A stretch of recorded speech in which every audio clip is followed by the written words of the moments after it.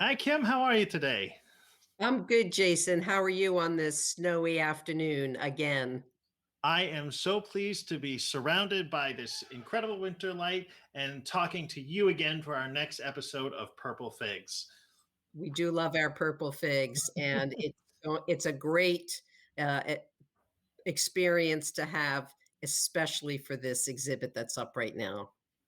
Yeah, if you haven't joined us before, here at Purple Figs, we take the work from the Katuitt Gallery and we use it as inspiration for our own poetry, and we certainly encourage you to do the same. What is this current exhibit, Kim, that we'll be looking at today?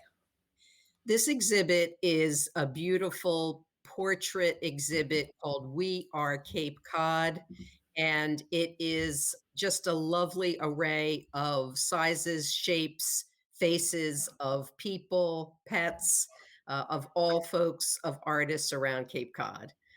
And it is just a stunning array of beautifulness, especially if you love the looking at the face.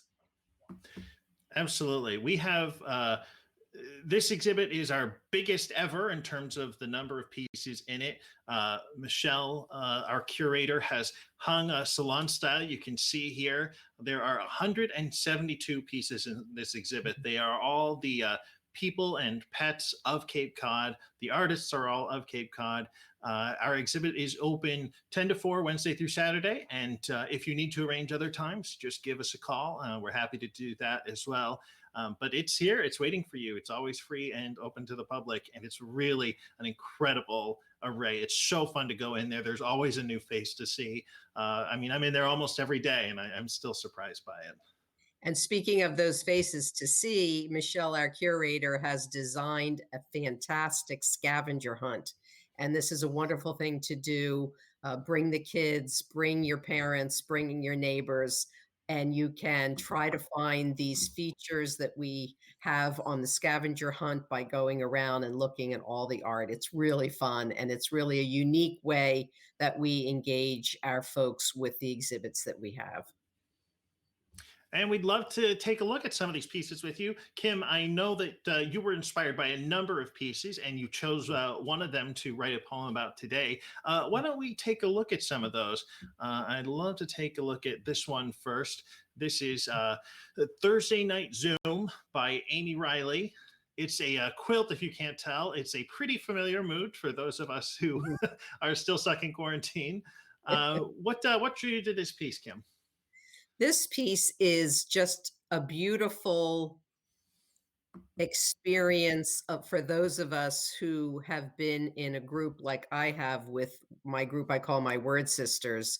And the only way that we can get together right now, because we can't be indoors in the winter, is to Zoom. And it's my writing group, and I just love the colors, the fact that it's quilted, and there's something about the honesty of every one of these faces and even some of the sort of sad and tired eyes.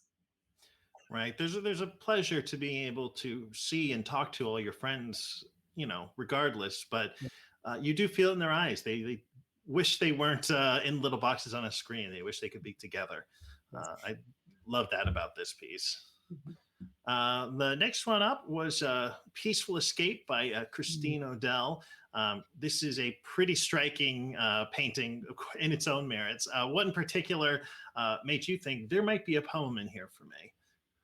It's this face that seems to be coming out of a nest, this embrace by the owl, this communion of nature and human. It just so moving, so much more colors and whatnot, but just this communion of souls. Yeah, I love the motion of it too. The owl's wings and the nest sort of forming this circular pattern here. Um, that might be one worth revisiting in the future because it's like I said, very striking, right on the second floor of our gallery. But of all the pieces you were looking at, I believe this is the one you wanted to tell your poem about. Let me pull it up here. This is Cerise by Susan Overstreet.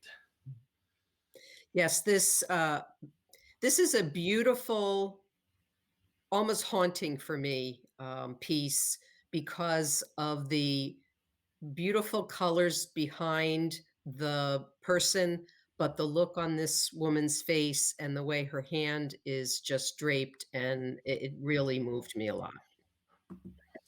Yeah, there's something so serene about the colors and yet so harsh about the way they're put together in the background.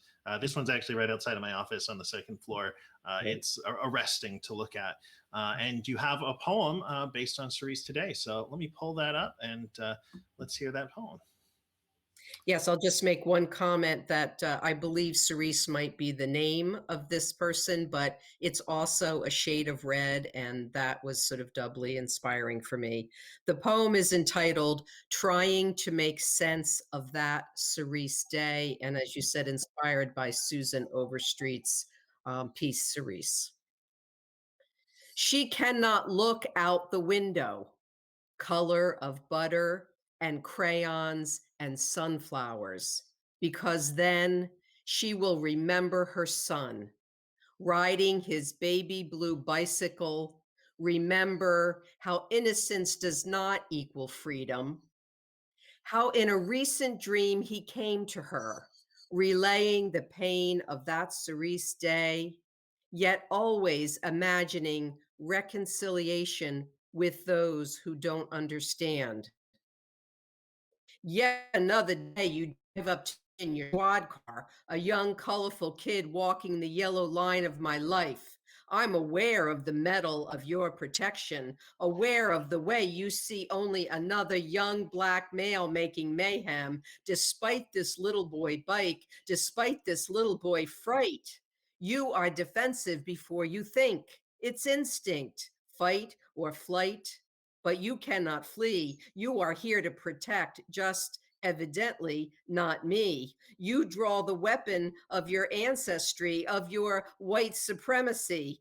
Fear begets hate, hate begets superiority. Don't you see my hands are up in supplication, not defiance? I beseech you to see me as more than just skin, until the day that color will be known in our collective bones, not as a lethal weapon I wear to dare you, but as the pigment of our wisdom and lineage and humanity shared. She cannot look at those window panes, color of grief and agony and guilt. Wow, got me that time. It certainly got me the first time I read it. The powerful part about a portrait exhibit, especially one like this, where everything comes from your community, it's different than watching, like if you go to the MFA and go to one of their portrait halls, these were portraits of largely rich people, powerful enough people to pay an artist to create a flattering image of themselves. Mhm.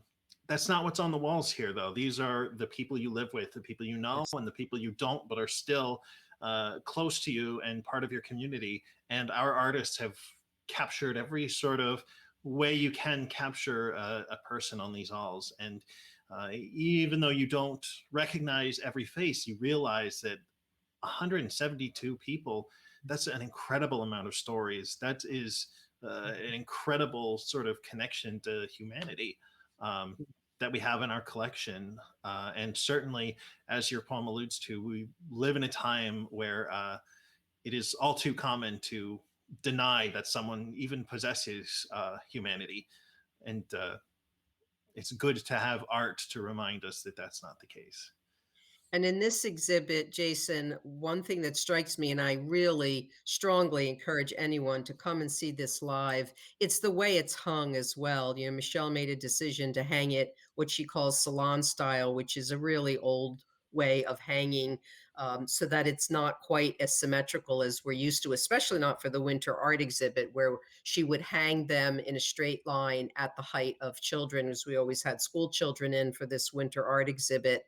But these are hung to really be in communion with one another as well. So when you're looking at Cerise, you're also looking at everything around her and her in her community. And yet she's so solitary here in her pain, in my inspiration about this piece. And it's really it's sort of hauntingly singular, and yet she's in good company with the people that are hung around her. I love that idea. The portraits, almost all of them are of just single people, but Mhm, even separated, they do find community on our walls. It's a whole mhm, time, as you and I are right now, separated from each other, mhm, but able to find community in these tiny little boxes with each other. So mhm. thank you so much for sharing your poem, Kim. I can't wait to hear more and hear more from all of you as well. I will be back soon with a poem of my own, and we'll take a look at a couple more works in this incredible exhibit. That, again, please come and see it. It is a phenomenal show and a great way to kick off our incredible 2021 gallery season. Yes, and if you need any more information, call our box office, go to our website, artsonthecape.org, and you can see all the exhibits that will be coming up this year. Absolutely. We hope to see you again to do it. Bye Thanks, now. everyone. Bye-bye.